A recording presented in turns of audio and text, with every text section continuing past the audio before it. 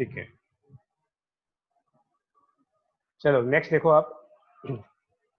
Ohm's law की कहानी खत्म हो गई यार। ठीक है, अब आप ओम्स लॉ के बाद आप सर्किट सॉल्व करने का कंसेप्ट आएगा, कंसेप्ट ऑफ सर्किट सॉल्विंग आएगी, बैटरीज का कंसेप्ट आएगा, फिर उसका ईएमएफ और उसका टर्मिनल वोल्टेज, तो कुछ ये सब चीजें आएंगी। तो जल्दी से इनका भी ब्रीफ कर दे कि बैटरी क्या है, ईएमएफ क्या है और टर्मिनल वोल्टेज क्या है। ये बहुत जरूरी है, सब छोटे छोटे पॉइंट्स हैं बट इनको अंडरस्टैंडिंग जरूरी है। टर्मिनल वोल्टेज,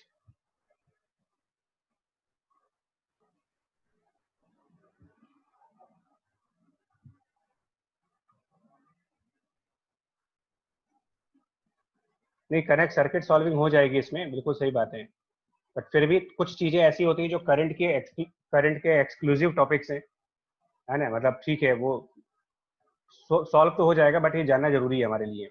चलो फिर भी देखते हैं एक बार, ठीक है ना, पहले एक बार देखते हैं क्या होगा ये। तो बैटरी ईएमएफ टर्मिनल वोल्टेज, इन सबको फटाफट देखो यार कि बैटरी ईएमएफ टर्मिनल वोल्टेज क्या क्या है। तो बैटरी में अगर हम बात करें तो बैटरी में ये बेसिकली, इसको जल्दी से कंप्लीट करेंगे यार। तो बैटरी जो हम लोगों ने हमेशा बॉक्स के फॉर्म में देखी है, उस बॉक्स के फॉर्म में बैटरी का पॉजिटिव टर्मिनल, बैटरी का नेगेटिव टर्मिनल इस तरीके से आता है। ठीक है, और इनसाइड में ये इलेक्ट्रोड्स होते हैं, सबको पता है कि प्लस माइनस के दो इलेक्ट्रोड्स होते हैं, प्लस यहाँ पर इलेक्ट्रोलाइट इलेक्ट्रोलिटिक सॉल्यूशंस होते हैं। उसके अलावा हम ये कहते हैं कि बैटरी का जो काम है वो बेसिकली फ्लो ऑफ चार्ज है, यानी यहाँ पर अगर आप एक वायर लेते हो, कोई भी एक वायर, और उसको बैटरी के प्लस एंड से कनेक्ट कर दें और बैटरी के माइनस एंड से कनेक्ट कर दें, तो बैटरी का जो रोल है वो सिर्फ इतना होता है कि यहाँ से इलेक्ट्रॉन्स निकलते हैं और वो वायर से होते हुए ये इलेक्ट्रॉन्स यहाँ से निकल करके और इनसाइड वायर इस तरीके से ट्रांसफर किए जाते हैं और यहाँ से वो सारे इलेक्ट्रॉन बैटरी के प्लस एंड पे आ जाते हैं। इस तरीके से बोलते हैं, सर्कुलेशन होती है। और बैटरी के इनसाइड इसके पॉजिटिव और नेगेटिव आयंस होते हैं जो इलेक्ट्रोलिसिस फिनोमिना से बनते हैं, एक पॉजिटिव आयन बनेगा और एक नेगेटिव आयन बनेगा। तो नेगेटिव आयन बैटरी के नेगेटिव इलेक्ट्रोड की तरफ जाता है और पॉजिटिव आयन बैटरी के पॉजिटिव इलेक्ट्रोड की तरफ आता है। ठीक है, तो बेसिक फंक्शन ही है इसकी। ठीक है, तो जल्दी जल्दी देख लो आप इसको कि आउटसाइड बैटरी, अगर कोई पूछे कि आउटसाइड बैटरी क्या होता है, तो आउटसाइड बैटरी में आप ये बोलोगे फ्लो ऑफ इलेक्ट्रॉन्स है। इसको ब्रीफ करेंगे जल्दी जल्दी, फ्लो ऑफ इलेक्ट्रॉन्स। ठीक है, वो भी कहाँ से कहाँ तक, negative to positive via metal. Inside battery क्या है, तो इनसाइड बैटरी में फटाफट देख लो इसको क्या होता है। तो इनसाइड बैटरी में नेगेटिव आयन जो होता है वो टुवर्ड्स नेगेटिव जाएगा, टुवर्ड्स नेगेटिव टर्मिनल और negative electrode, positive ion towards positive.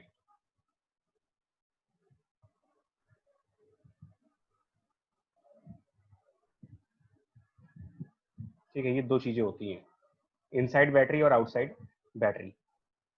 तो जो इनसाइड बैटरी की स्टोरी है, यहाँ पर एक वर्क होता है। वर्क कैसे होगा फटाफट देखें इसको ना, कि अगर हमारे पास ये बैटरी का पॉजिटिव इलेक्ट्रोड है और इधर बैटरी का नेगेटिव इलेक्ट्रोड है और मान लीजिए डी डिस्टेंस में है, ठीक है, तो यहाँ पर पॉजिटिव आयन को आप कह रहे हो कि पॉजिटिव आयन को इधर जाना है और नेगेटिव आयन को इधर जाना है।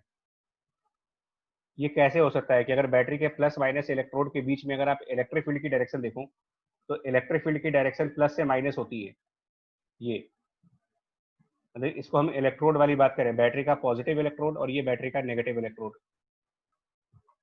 तो ये हो ही नहीं सकता कि इलेक्ट्रिक फील्ड के अपोजिट पॉजिटिव चार्ज जाए, या ये कैसे हो सकता है कि इलेक्ट्रिक फील्ड की डायरेक्शन में नेगेटिव चार्ज आए, क्योंकि ये इलेक्ट्रोस्टैटिक में जो हम लोगों ने लर्न किया था उसके अपोजिट है। जो चीजें इलेक्ट्रोस्टैटिक में सीखी गई हैं उसके बिल्कुल अपोजिट बात की जा रही है अब यहाँ पर। तो ये होता है, इसके लिए क्या होता है, ये चीजें पॉसिबल है, बट इसके लिए कब कैसे पॉसिबल है, बैटरी इस पॉजिटिव आयन को इस तरफ फोर्स लगाएगी, मतलब यहाँ पर एक फोर्स बाय द बैटरी होगा ठीक है, ये फोर्स इलेक्ट्रोस्टैटिक फोर्स से डिफरेंट है। हाँ अंबर, केमिकल एनर्जी के थ्रू तो होता है, लेकिन मैकेनिक्स में डिस्प्लेसमेंट के लिए फोर्स चाहिए ना, सीधा सा लॉजिक है, न्यूटन लॉ भी तो सेटिस्फाई होना चाहिए। तो बैटरी का एक फोर्स है जो कि अदर देन इलेक्ट्रिक फील्ड का फोर्स, और बैटरी का जो फोर्स है वो पॉजिटिव आयन को टुवर्ड्स पॉजिटिव आयन मूव कराएगा और नेगेटिव आयन को टुवर्ड्स नेगेटिव इलेक्ट्रोड। बैटरी का फोर्स इस तरीके से काम कर रहा है।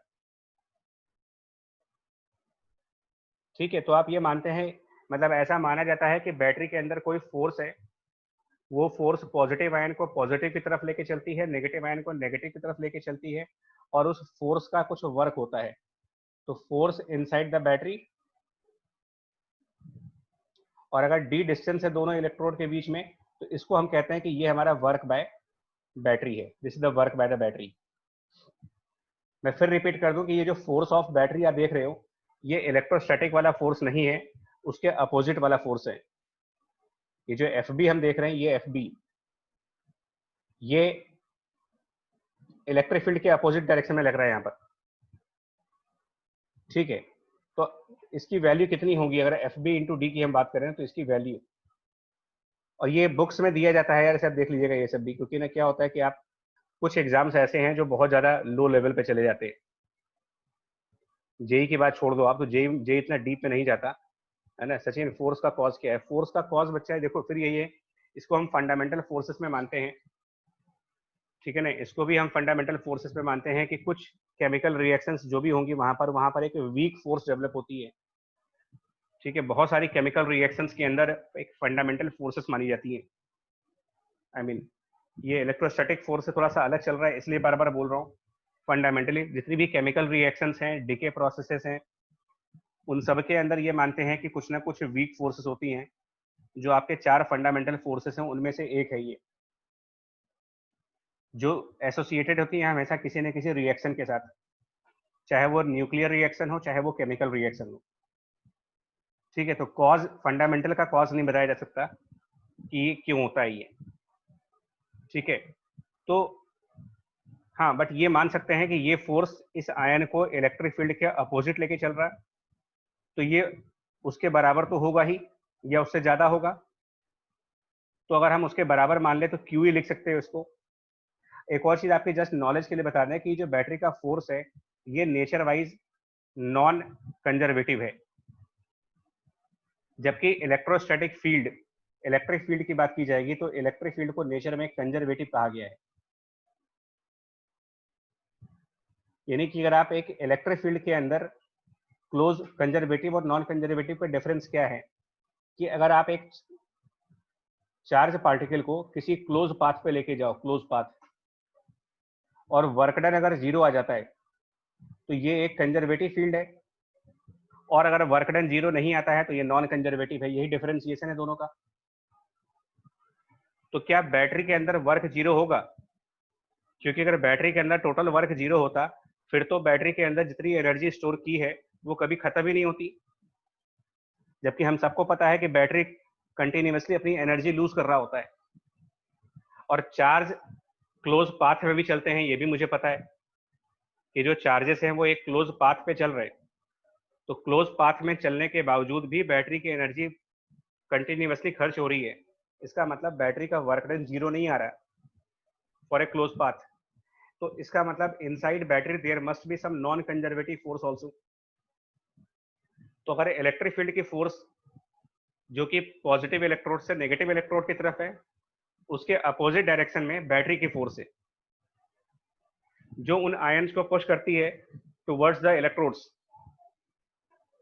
और इसीलिए इनिशियल डेज में साइंटिस्टों को पता नहीं था, इनिशियल डेज में साइंटिस्टों को इसके बारे में इतना आइडिया नहीं था, तो उन्होंने इसीलिए जो नाम रखा वो नाम कंफ्यूजिंग में रख दिया है। इसीलिए उन्होंने यहाँ पर नाम रखा है इलेक्ट्रोमोटिव फोर्स।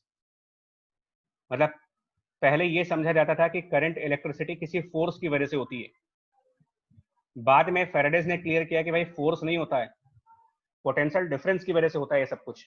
लेकिन तब तक ये नाम पढ़ चुका था, फोर्स का नाम पढ़ चुका था, तो जब एक बार नाम पड़ गया किसी का, तो अब वो नाम बदल नहीं सकते आप। ये एग्जैक्टली वैसे ही है कि आपके दोस्तों का बचपन में अगर कुछ नाम पड़ गया, तो अब आप बड़े होने तक उसको उसी नाम से बुलाओगे। ठीक है जी, एक बार गोटिया नाम पड़ गया तो गोटिया से ही बुलाया जाएगा, चाहे कुछ भी हो जाए वो।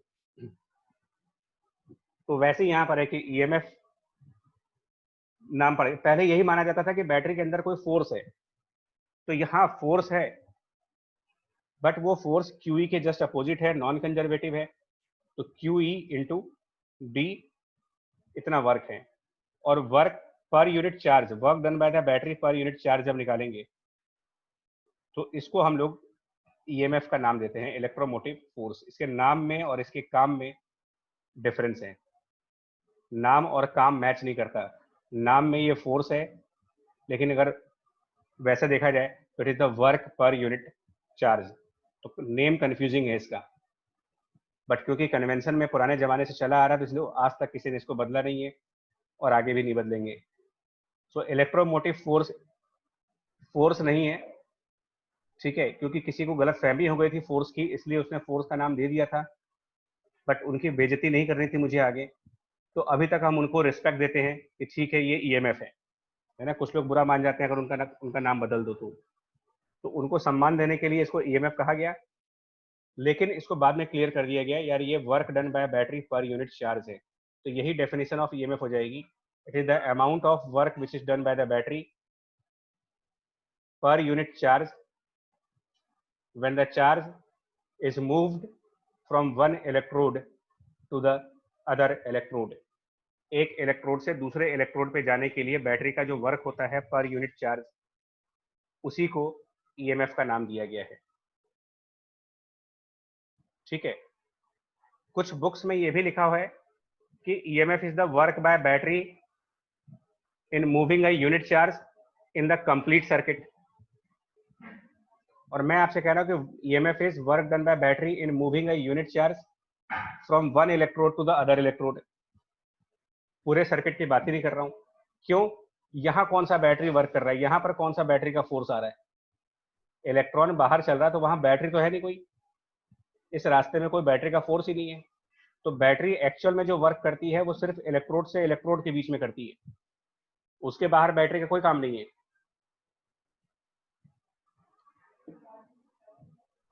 ठीक है, चलिए,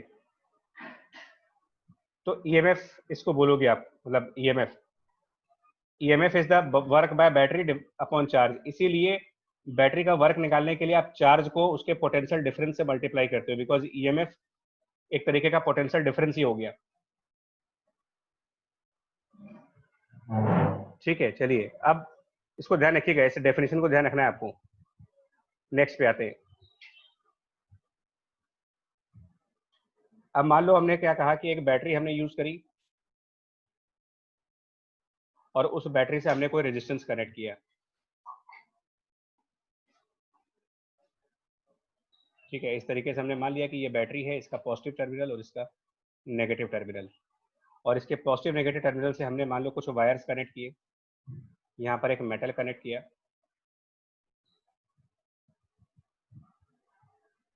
ठीक है, और इसके अंदर बैटरी का जो इलेक्ट्रोलाइट होता है, जो एसिड उसके अंदर डालते हैं, ठीक है ना।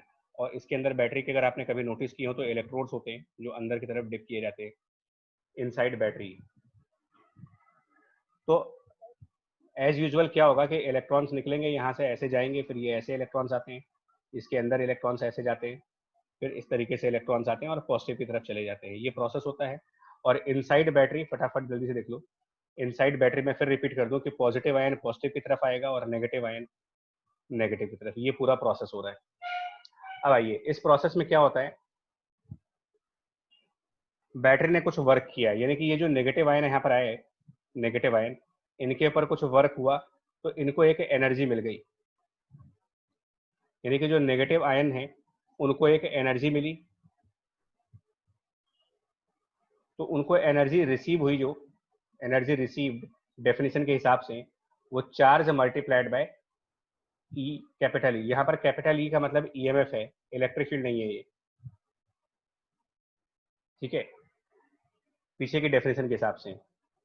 अब वो एक इलेक्ट्रोड से दूसरे इलेक्ट्रोड पे गया, from one electrode to the other electrode गया वो, अगर हम बात करें तो negative ion from one electrode positive to negative अगर वो गया तो वो बीच में थ्रू एसिड जाएगा, एसिड से होता हुआ जाएगा, और जब वो एसिड से होता हुआ जाएगा तो कुछ एनर्जी लॉस कर जाएगा अपनी। यानी कि जब वो इस माइनस के पास आया तो यहाँ पर इसकी जो एनर्जी होगी वो कुछ लेस हो जाएगी Q टाइम्स EMF से। कुछ एनर्जी यहाँ पर लॉस हो जाती है इन द एसिड, और उसी को आगे चल करके आप बैटरी का इंटरनल रेजिस्टेंस के फॉर्म में पढ़ते हो कि ये बैटरी का इंटरनल रेजिस्टेंस है। ठीक है, तो जो बचेगा एनर्जी, देखिए मैं यहाँ पर लिख रहा हूँ Q into capital E EMF इतना रिसीव हुआ था, माइनस लॉस ऑफ एनर्जी, जितना लॉस करना था मान लो कर दिया, loss of energy.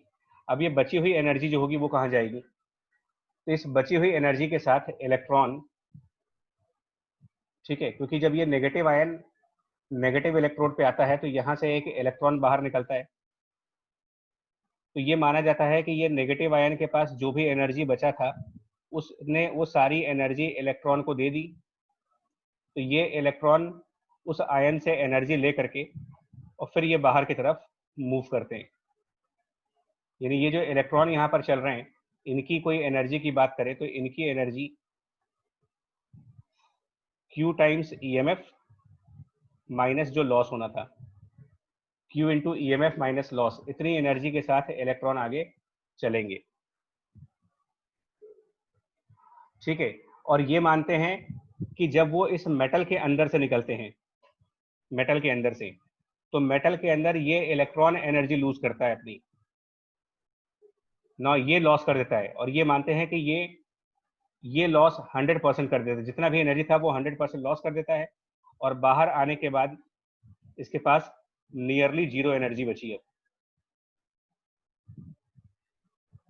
Nearly zero energy, almost zero energy. मतलब इलेक्ट्रॉन जब वापस बैटरी में घुसा तो इसमें एनर्जी खत्म हो चुकी है। फिर ये ऐसे आगे बढ़ेगा, फिर इसके अंदर एनर्जी आएगी, और ये एक साइक्लिक प्रोसेस की तरीके से चलता रहेगा। तो यानी कि मेटल के अंदर कितना लॉस हुआ, QE minus loss of energy is energy lost in metal. अब इस पूरी इक्वेशन को Q से डिवाइड करेंगे, पूरी इक्वेशन को चार्ज Q से डिवाइड करो, तो capital E minus energy loss जो बैटरी के अंदर हुआ डिवाइडेड बाय Q, और यहाँ पर एनर्जी जो मेटल में खर्च किया गया और डिवाइडेड बाय Q आएगा। ठीक है, ये वाला E कंफ्यूज ना करिएगा, ये E EMF है, इसको आप जल्दीबाजी में एनर्जी ना मान लीजिएगा। और energy divided by charge, energy divided by charge, यही चीज आपकी पोटेंशियल डिफरेंस मानी जाती है।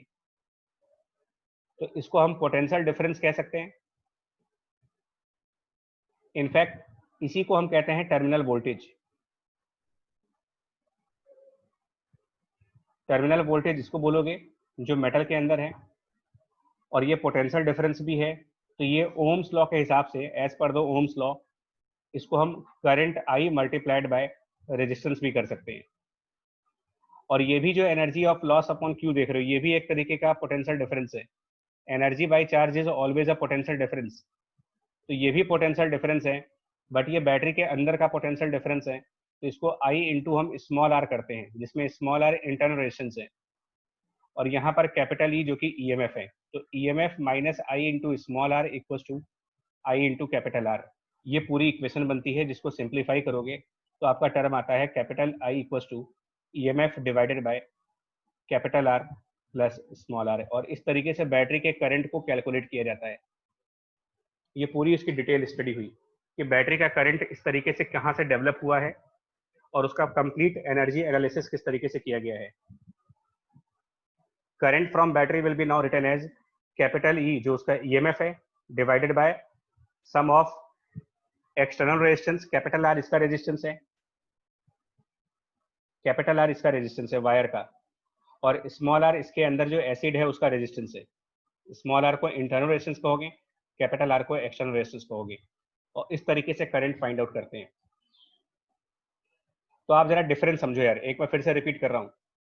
मैं डिफरेंस बता दूं, जो एनर्जी हमने इस नेगेटिव आयन को इनिशियल मोमेंट पर दिया था, इनिशियल मोमेंट पर इस नेगेटिव आयन को जो एनर्जी मिला डिवाइडेड बाय चार्ज क्यू, वो ईएमएफ है।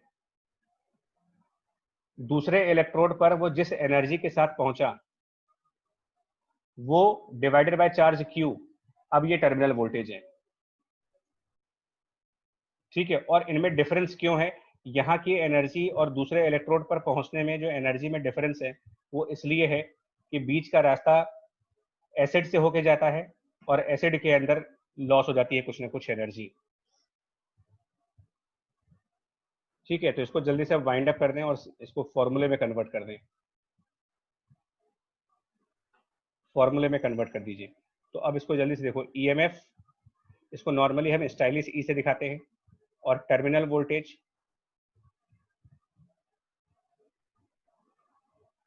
इसको हम वी से दिखाते हैं। स्मॉल आर इंटरनल रेजिस्टेंस है और कैपिटल आर एक्सटर्नल रेजिस्टेंस है। अब आप न्यूमेरिकल पार्ट पे आ गए, तो हमारा क्या कनेक्शन बन रहा था? देखो, कैपिटल ई इंटू क्यू, ये बैटरी का एनर्जी सप्लाई होता है। ठीक है, तो it is the energy given by battery. यही मैं पीछे समझा रहा था बार बार आपको कि बैटरी से इतना एनर्जी निकला, उसमें से लॉस कितना हुआ, तो चार्ज क्यू और करंट इंटू इंटरनल रेजिस्टेंस, ये एनर्जी लॉस होता है बैटरी के अंदर। और इसी को हम फर्दर किसके बराबर कह रहे हैं? चार्ज क्यू इंटू आई इंटू कैपिटल आर, और ये हमारा एनर्जी जो उस मेटल को मिला है, एनर्जी टू द मेटल, और वो मेटल वायर के अंदर लॉस होगा। यही पूरी इक्वेशन है।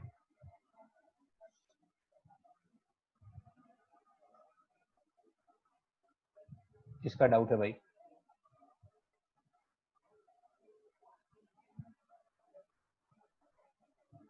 हाँ सात्विक, जो energy lost by electron in the metal है उसी को हीट एनर्जी बोलते हैं, है ना। अभी मैं समझा रहा हूँ उसको, अभी मैं आज पॉइंट सारे क्लियर कर देंगे, मतलब जो छोटे छोटे पॉइंट्स है ना करंट इलेक्ट्रिसिटी के, वो समझ लेते हैं। तो इस पूरी इक्वेशन में से अगर हम क्यू हटा दें, ठीक है, देखिए इस पूरी इक्वेशन में से अगर आप क्यू हटा दो तो ऑब्वियसली आपके पास एक रिलेशन आ जाएगा, EMF minus I into small R equal to I into capital R, और इसी को हम टर्मिनल वोल्टेज वी कह रहे हैं। This is terminal voltage V. ये पहला रिलेशन हो गया है। न्यूमेरिकल करने के लिए आपको ये सब चाहिए होगा, न्यूमेरिकल्स के लिए।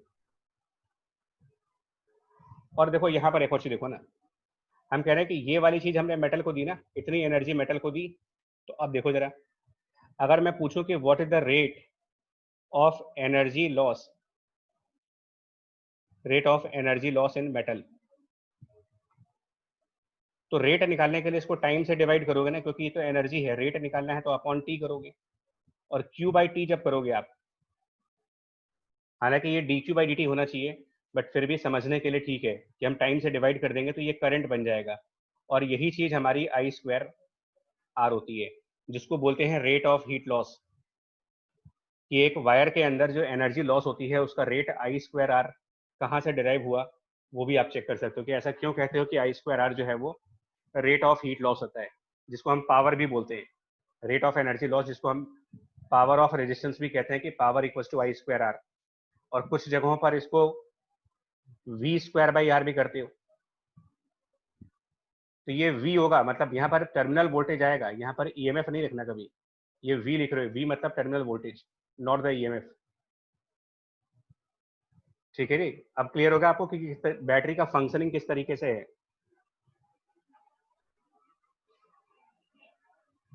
ठीक है, और ये जो Q इंटू ई आप कह रहे हो ना, Q इंटू ई, इसके बारे में बता दें, ये बैटरी का केमिकल एनर्जी है। बैटरी अपनी केमिकल एनर्जी रिलीज करती है।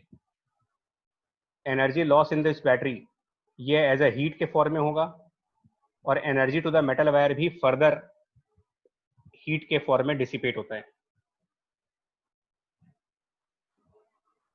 और यही हीट अगर हम फिलामेंट में डाल दें तो वो बल्ब के फॉर्म में, ब्राइटनेस लाइट के फॉर्म में आएगा, रेडिएशन के फॉर्म में आ जाएगा। ठीक है, तो अब आप बताओ इसके अंदर फिक्स वैल्यूज क्या हैं, ध्यान रखना है। ईएमएफ किसी भी बैटरी का फिक्स होता है, एक बार बैटरी परचेज कर ली तो ईएमएफ चेंज नहीं कर सकते, और स्मॉल आर भी हर बैटरी के लिए फिक्स होगा। बट आप कैपिटल आर और कैपिटल वी को चेंज करोगे तो ये वेरिएबल्स होंगे हमारे। तो जरा बताना, अगर ये वेरिएबल्स हैं तो इसके हिसाब से कैसा ग्राफ आएगा। अगर ये वेरिएबल्स हैं तो जरा प्लॉट करके दिखाइएगा ग्राफ किस तरीके से होना चाहिए, बताओ। कैपिटल आर अगर हम यहाँ पर प्लॉट करें हॉरिजॉन्टल एक्सिस पे, और टर्मिनल वोल्टेज को यहाँ पर प्लॉट करें, तो किस टाइप का ग्राफ होना चाहिए ये।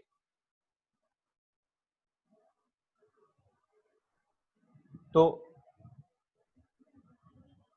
देखिए, कैपिटल आई इन दो इक्वेशन से, मतलब ई माइनस आई आर और आई कैपिटल आर, इन दोनों को लोगे तो कैपिटल आई हो जाएगा EMF divided by small R plus capital are.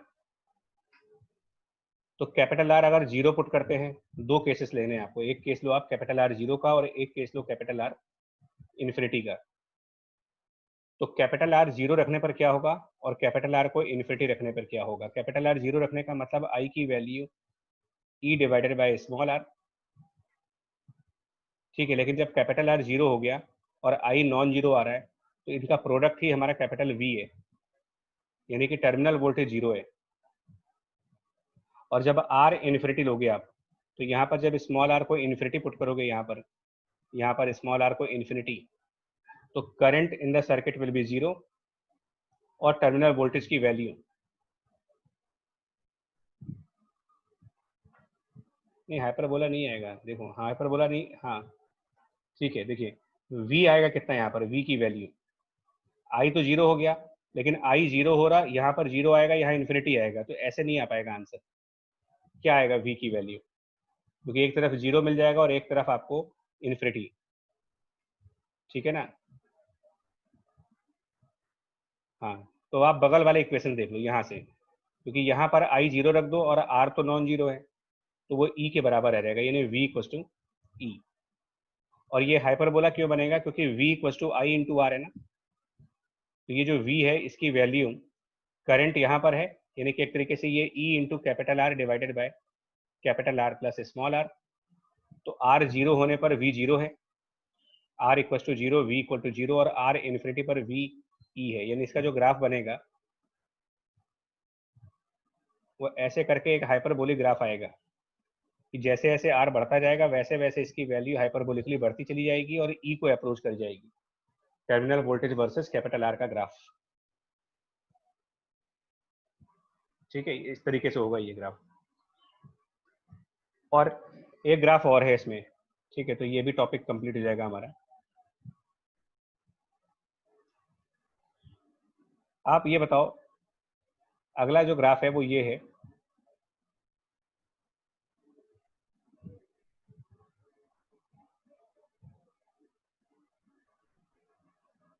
हम लोग अगर यहाँ पर करंट आई प्लॉट करें,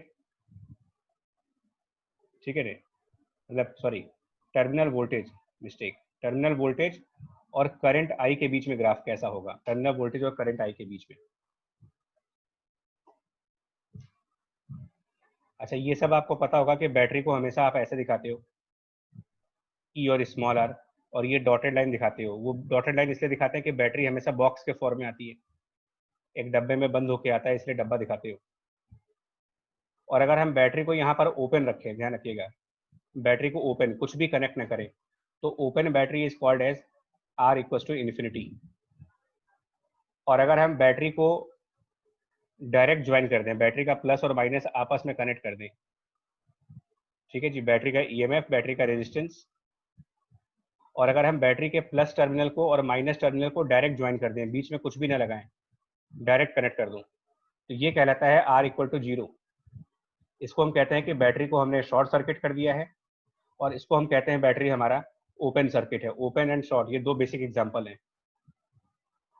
ठीक है। और तीसरा एग्जाम्पल जो आता है वो ये आता है, टाइम खत्म हो रहा है इसमें,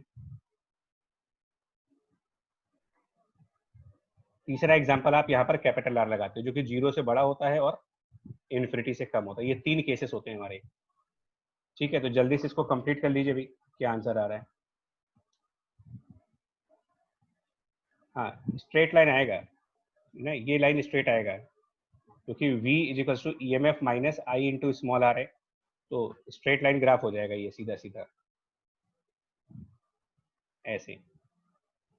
और वैल्यूज क्या होंगे, तो वैल्यूज पुट कर लो, जहां पर v जीरो है वहां पर i की value e divided by small r होगी, ठीक है, और ये i जीरो है तो यहाँ पर वैल्यू e होगी।